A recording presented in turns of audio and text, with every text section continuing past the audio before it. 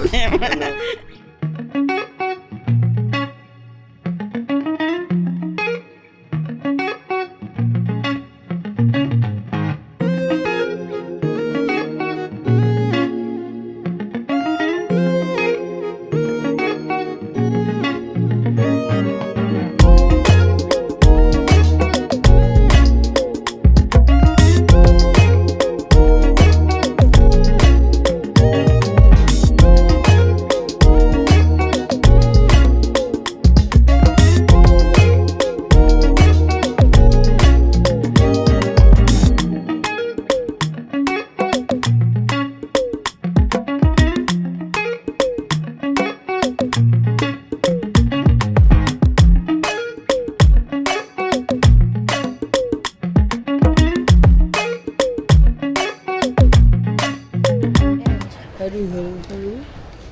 Andito nga ako sa mall. At bibili ako ng pregnancy test. Kasi mag-iisang buwan na akong hindi nadadatan. Hindi ko alam kung buntis ba ako o menopause. May mahalagang gaganapan ang lola nyo. Kaya kailangan kong malaman ang kalagayan ng aking katawan. At malalaman yan in the future kung ano yung aking mahalagang gaganapan. And hanap na ako at ako'y malilate sa trabaho. Palkan ko na lang kayo in the future. Bye. And from work, at siguro nakabili na ako ng PT. Testingin natin. Ang oras ngayon ay alas 4. Pero okay naman to kahit anong oras. Pero 3 naman i-test.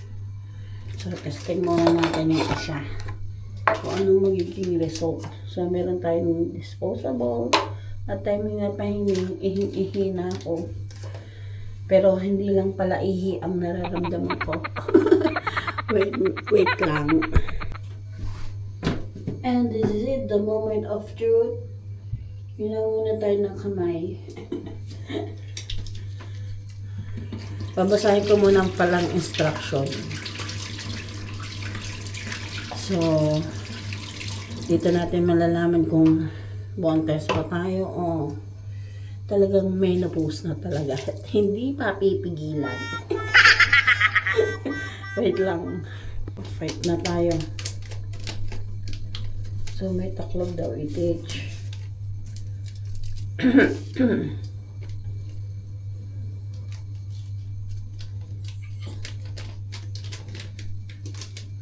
I-teach, taklog. I-dip natin ng 10 seconds. Tapos i-flat natin ng 3 to 5 minutes. Okay. Abot kaya ang wiwi ko? Abot. Ng 10 seconds. 1, 2, 3, 4, 5, 6, 7, 1001, 1002, 1003, 1004. Okay na yan. Tapos flat natin ng 3 to 5 minutes. Tingnan natin.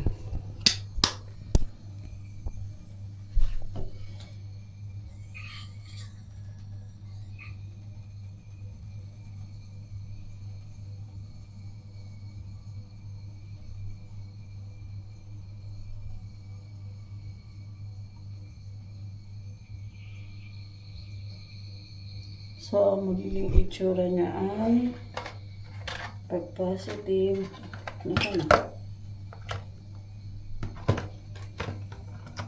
ang tagal pa.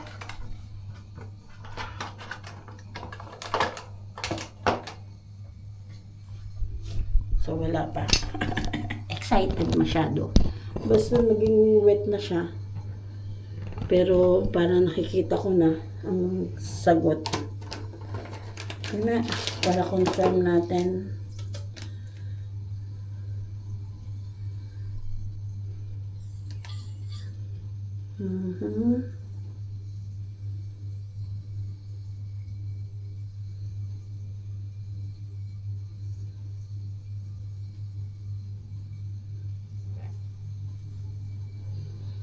Parang nakikita ko na ang sagot.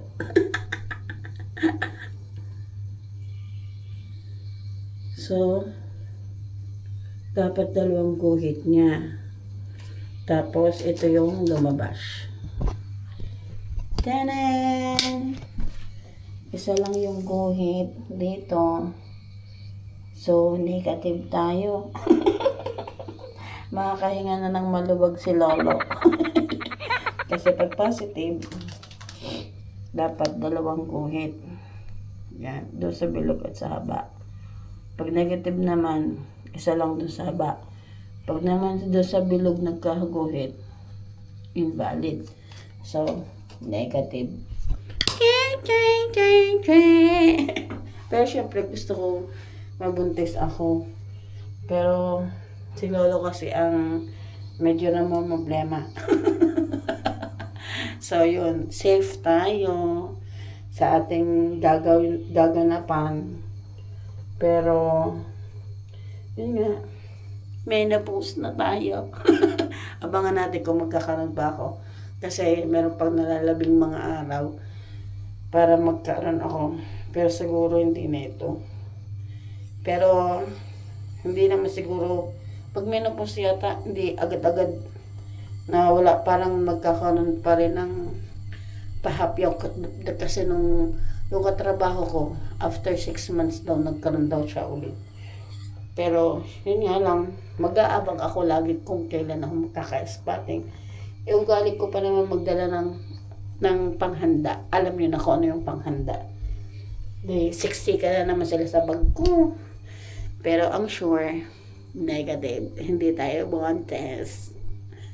Pero tatry pa rin natin bukas ng umaga. Kasi baka... Ano mama? Nagulat ako sa'yo. Ano?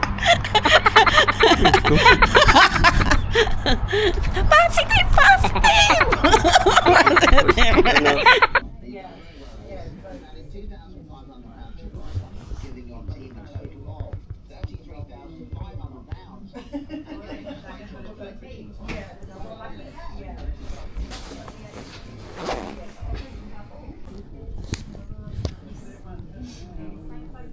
And I'm done na.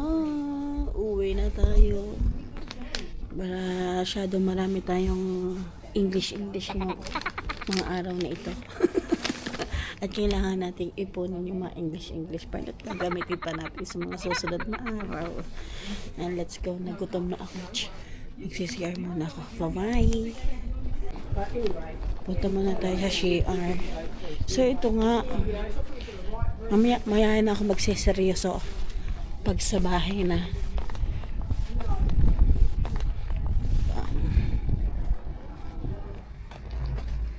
And so ito na nga, story time muna tayo.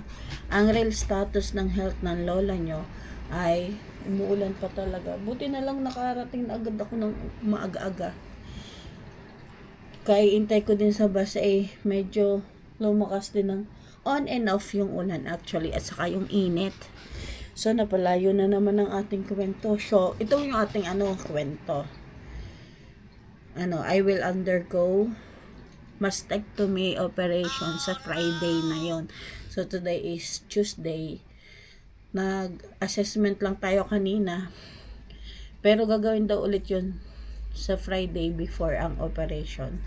Madami pang usap-usap, may mga may test pa ulit gagawin dahil nga sa operation na yun. Mastectomy, kung maaalala nyo, hindi ko pala yung nakikwento sa inyo basta paano nagsimula yung mastectomy yun. So nung nasa Pilipinas tayo, after birth kay Rapa Boy, hindi ko alam kung nakwento ko nga sa inyo, naoperahan ako sa cyst. So, yun nga. Kaya eager din talaga ako magpa-test talaga ng mammogram. Yun. Ewan ko kung bakit nakaisip akong umuo daw sa mammogram ngayong taong ito. Pero actually, last year pa yung nagpaparamdam sa akin. So, sabi ko, isa pang text, pupuntahan ko na. So, yun nga. At sa din ako, curious din talaga ako sa magiging result. Sabi ko pa na nung aking mammogram, so fine ang lola nyo, pero hindi pala. So yun, ang gagawin, dahil yung right kong breast, kasi mammogram natin, aware na talaga ako na may cyst talaga akong solid talaga dito sa side na to. Pero naandito yung naoperahan sa akin. Tapos, doon sa naoperahan sa akin, may nakita silang mga abnormal cells na ang diagnosis pala sa akin ay DCIS. Basta yun ay ang zero stage cancer. So, hindi pa naman siya talaga cancer. Zero stage pa lang. So, yun nga ang iniiwasan ngayon na maging cancer siya. Kasi may tendency talaga, kaya aalsin na siya sa akin. Yun ang nakita sa akin, abnormal cell. Tapos, medyo malaki na yung cell na yon, yung space ng cell na yon, medyo alarming na yung size kasi parang 11 cm siya. Sinerch ko, equivalent siya sa 5 almost 5 inches. O isipin niyo yun, yung space na yun. So alisin na siya. Ito nga yung pinaliwanag sa akin. Ito daw yung magiging itsura. Bali yung aking abnormal cell, nakasiksik siya dun sa duct, yun yung tube, labasan ng milk sa breast ng babae. Tapos ito dapat yung pinakang normal na layer niya, na cell. Kaso, sa first biopsy ko dito sa New Zealand, ito yung nakita. Yan, ganyan, parang may kalat-kalat na siya. Dapat ganito lang siya, naka-round lang siya. Tapos yan. Tapos nung pa-second kong biopsy, at ang dahilan naman kaya nag-request sila ng second batch ng biopsy kasi 2 area lang yung na test nila. So, kailangan nilang palibutan talaga yung breast ko. Kaya another 2 areas na naman ang kanilang ibabiopsy. Another tusok-tusok na naman yun. At ito talaga yung padalwa yung masakit. Ayun nga, at nagkadalwa pa nga ng anesthesia. Tapos ang matindi nito, di after nga ng ating biopsy, 2 kasi yung biopsy, isa sa mammogram, isa sa ultrasound. Sa mammogram, yung medyo malalim talagang area. So, pinaampat lang muna yung tusok sa akin, tas may nilalagay silang clip sa loob para pala tandaan na yun ay na-test na. So, 2 area yun. Tapos, isasalang ko ulit sa mammogram, iipitin ulit para ma-check nila kung naka-place talaga yung chip na yun sa, hindi pala chip, clip. Hindi ko lang alam kung anong made of yun para ma-test, para mas-confirm nga na naka-in place siya ng tama. After nga ng biopsy, makakaramdam ka talaga ng sakit. Kasi may tinusok nga, tapos may dugo-dugo pa. Yun, nagbigay naman sila ng paracetamol, nagreseta sila. Tapos, medyo mamamasa ka talaga dahil nga may mga nangyari nga doon, nagmasa talaga. Pero yung sa akin, kaunti lang. Tsaka hindi naman siya masyado nagkakomplikasyon. Kasi may tendency pa talaga siya. Kahit maliit na tusok, nagkaka-infection talaga. Pero thank God naman at safe naman tayo sa lahat ng mga proseso. Buti na lang. Ang trabaho ko pa man din ay magmasahe. Talagang hindi ko pwedeng persahin. Pero siguro mga 6 days, okay na ako magtrabaho kasi wala tayong pira at okay naman, nagawa ko naman yung 5 to 6 days na rest lang, okay na ako ulit. Kaya every after ng biopsy talagang naglilib ako ng 1 linggo kasi nga masakit siya talaga. Tapos nung pa-second kong biopsy, ito yung nakita na ganyan na yung kadami. Kaya napag-desisyon na nilang tanggalin talaga yung aking right breast para mawala na yung cancer cell, which is thankful naman ako kasi kumbaga sa cell, hilaw pa yung akin, hindi pa hinog. At dahil meron din sa kabila kong side, may solid din kasing doon na lumps, ay para safe din. Pero benign sila lahat. Benign yung aking solids, benign din yung itong cancer cell na to. Tapos, ang iniiwasan, pag napuno na siya ng ganyan sa isang place. May tendency siyang pumutok. At ito yung mangyayari sa kanya. So, kakalat siya sa buong katawan ko kung saan siya mapapunta. Tapos, pag naging cancerous na talaga siya, kumbaga yung hinog na, yun, di magkakaroon tayo ng kalat-kalat na cell. Yun ang iniiwasan nila. Kaya inunahan na nila na mangyaring pumutok siya para safe ang lola nyo. Para hindi agad-agad matigok. Pero syempre, natatakot din ako. Pero sabihin niyo naman, nagbibiro pa ako. Anong gagawin natin? Alangan pakaseryosohin natin. So, thankful na lang tayo. At naging urgent din talaga. Nagsimula ako, nagpa-check up nung March. Tapos June na operahan talaga agad ako. Kasi nga, niiwasan nilang mangyari itong pagsabog ng cancer cell sa katawan ko. So, which is good naman. At ang pinakang good pa, lahat ng treatment, consultation, libre, pati ang gamot. Magbabigay ka lang ng $5 ka sa isang box na gamot ay okay na yun. O, diba? Tapos, may reconstruction pa. Kaya, okay. And ito nga yung result ng aking biopsy. Ayan yung una. Suspicious pa lang ako sa DCIS. Ayan. Tapos, ito na yung confirm. Second biopsy. Ang dami kong biopsy, grabe. Kung alam nyo lang, mga ilang turok yan. Ilang turok. Tapos yung sa result ng MRI ko, wala. Sa screen na lang pinakita sa akin na meron ngang delikado doon na ang niya ay sukat niya ay 11 cm, which is yung sinabi ko nga 5 inches. Kulang-kulang. So, alisin na siya. Sa Friday, ang pinag-uusapan namin kung anong ilalagay. Pero habang nag-iisip pa ako, hindi pa ako final, isa-save nila yung skin ko. So, maglalagay sila ng, ang gagawin sa akin, hindi, alisin yung breast ko. Pipreserve yung skin, tas lalagyan sa loob nung parang spandex na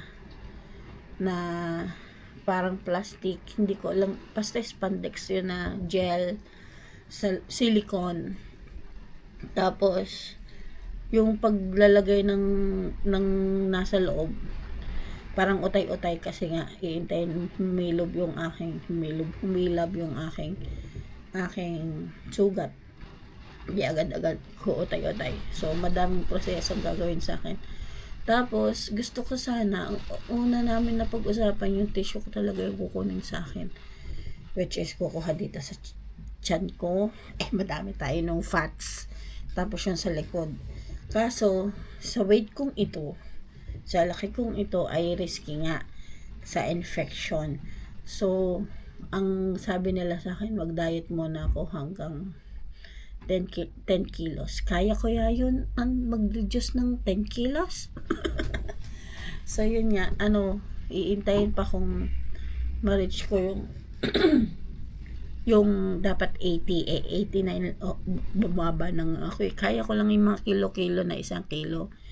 Pero pag 10 kilos, ay medyo madibdibang diet ang kailangan doon. So, yun nga. Hindi ko pa alam kung anong mangyayari sa akin. Basta ang sure ko lang, magpapareconstruct ako kasi ayoko ng flat talaga. Buti ka kung dalawa, ay isa lang kasi. Kaya, saka parang napaka ang emosyon ko ay napaka to the higher level. Pag nakikita ko araw-araw na wala akong breast, so nagpa-reconstruct ako. Pero sa every moves naman daw, talagang may risk na nakaakibat, pero aalagaan naman daw nila ako. Kaya syempre ang ating din doon, yung prayers, yun talaga yung magiging strength natin. So yun nga, hindi ko siya, marami nagtatanong sa akin kung nalulungkot ba ako, kung natatakot ba ako. Pero ang nararamdaman ko ay lungkot, hindi takot.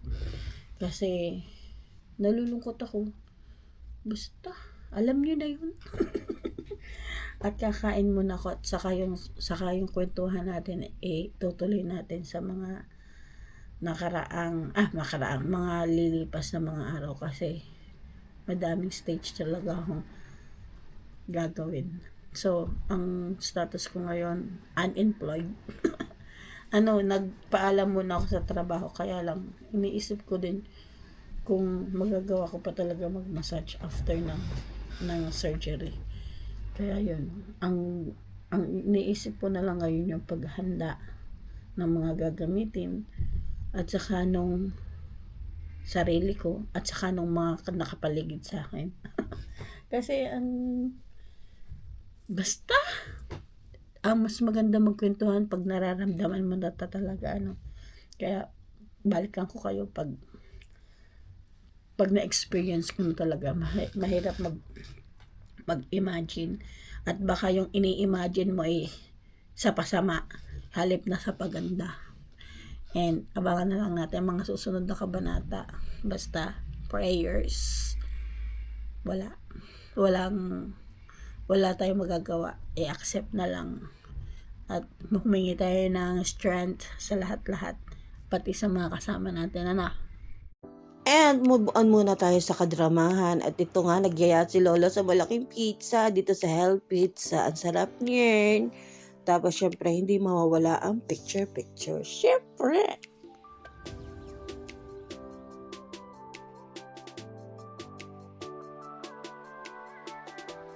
At dumaan nga kami dito sa Pack and Save at nakita ko itong box ng pasas. Ang liit-liit na pala niya. Hindi ko matandaan kung magkano yan. Pero ang liit, ang cute. Tapos gumagawa din tayo dito ng frozen oatmeal. Yan yung version ni Rapa. Ito yung akin. Pero sa totoo lang, mas masarap yung kay Rapa. May chocolate yun eh. Itong akin, pang healthy kunwari. And ito nga palang si Rapa Boy na anak natin hindi masundan-sundan ay share it out. Hindi, nagpapa-promote ng kanyang TikTok. Meron din siyang Instagram pero mas marami siyang video at kanta-kanta at guitar-guitar dito sa kanyang TikTok account. Please subscribe, follow. Syempre, susuportahan natin yung ating paboritong anak at madami kayong makikita dong mga cover dyan, mga kanta. Ang galing, very good, very nice, manang-mana. At ito nga yung mga picture natin bago tayo mag-end sa ating work. Hindi pa naman end, nagpaalam lang. Ano kaya ang mangyayari sa atin in the future? Hindi ko pa alam. May mga quotation pa yung nilagay ako. Nag-imot-imot nga ang lola mo dyan. Kung alam nyo lang yung pakiramdam, syempre nakakamiss din magtrabaho. Yung kumikita ka, tapos meron ka pang nararamdaman na lungkot. Sabihin na natin takot din sa magiging future natin dito sa New Zealand. And more picture pa, feeling strong, pero nagpapakatatag naman, kinakaya naman. At alam naman natin kung alin yung pinakamabisang panlaban doon, panalangin talaga. Kaya sana ipasama nyo po sa inyong mga prayers, sa mga panalangin nyo na sana maging okay lahat. And syempre lahat tayo maging maingat. Kaya sinasabi ko to sa inyo para maging awareness sa inyo. Huwag kayong matakot. Yung mga dapat nating harapin talaga. Kasi hindi natin hindi natin talaga sigurado yung buhay. Kaya mas maganda yung aware talaga tayo sa mga sitwasyong nangyayari sa paligid natin. At saka mostly, lalo sa katawan natin.